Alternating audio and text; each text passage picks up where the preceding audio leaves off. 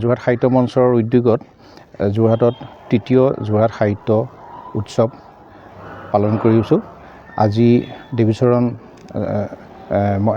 ছোৱালী মহাবিদ্যালয়ত ইতিমধ্যে উদ্বোধনী অনুষ্ঠান সমাপ্ত হৈছে। অসম শিশু ন্যাসৰ অধ্যক্ষ তথা প্ৰাক্তন মুখ্যমন্ত্ৰীৰ প্ৰেছ সচিব ঋষিকেশ গোস্বামী ডাঙৰীয়াই আজি আমাৰ এই উদ্বোধনী অনুষ্ঠানটিত অংশগ্ৰহণ কৰি অনুষ্ঠানটি উদ্বোধন কৰে আৰু লগতে আমাৰ অনুষ্ঠানটোৰ লগত সংগতি ৰাখি এখন দীপধাৰা আমি এখন স্মৰণিকা প্ৰতি বছৰে আমি প্ৰকাশ কৰি আহিছোঁ।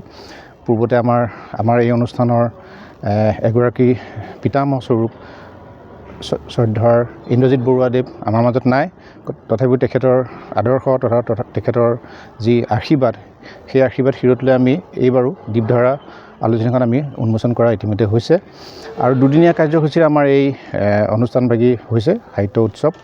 পৰৱৰ্তী সময়ত আমি ইয়াৰ আৰু খন্তেক সময়ৰ পিছতে আমি যোৰহাটৰ নেহেৰু পাৰ্কত কবি সন্মিলন আৰম্ভ হ'ব। ইতিমধ্যে বিশিষ্ট কবি তথা আন্তঃৰাষ্ট্ৰীয় পৰ্যায়ত পৰিচিত কবি শ্ৰদ্ধাৰ ৰাজীৱ বৰুৱাদেৱ আহিবলৈ ইতিমধ্যে উপস্থিত হৈছেহি। ঠিক তেনেকৈ হাইলাকান্দিৰ পৰা বিশিষ্ট কবি অনুবাদক কল্লোল চৌধুৰীকে প্ৰমুখ কৰি অসমৰ ভালেকেইগৰাকী কবি সাহিত্যিক আহি ইতিমধ্যে উপস্থিত হৈছেহি। কবি সন্মিলনৰ পিছতে আমাৰ আজিৰ অনুষ্ঠান সমাপ্ত হ'ব আৰু কাইলৈ আমাৰ বিশেষ অনুষ্ঠান আৰম্ভ হ'ব। যোৰহাটৰ তাৰকাগৃহত অনুষ্ঠান হ'ব।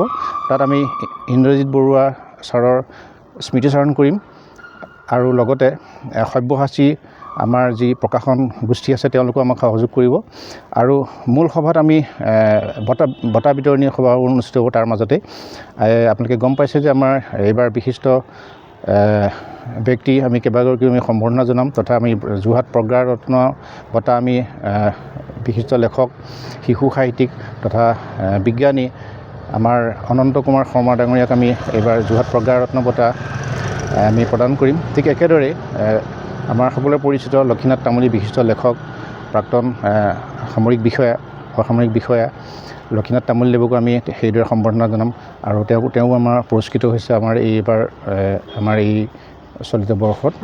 তাৰোপৰি আমাৰ নন ফিকশ্যন শাখাত আমি সদায় ফিকশ্যন আৰু নন ফিকশ্যন তথা কাহিনী আৰু অকাহিনী এই দুটা শাখাত আমি সাহিত্য বঁটা দি আহিছোঁ। এইবাৰ সেই সাহিত্য বঁটা লাভ কৰিছে কাহিনী শিতানত লাভ কৰিছে বিশিষ্ট লেখিকা আপোনালোকৰ সকলোৱে পৰিচিত শৰ্মিষ্ঠা প্ৰীতমে এইবাৰ এই সাহিত্য বঁটা লাভ কৰিছে তেওঁৰ শেহতীয়া উপন্যাসখনৰ কাৰণে।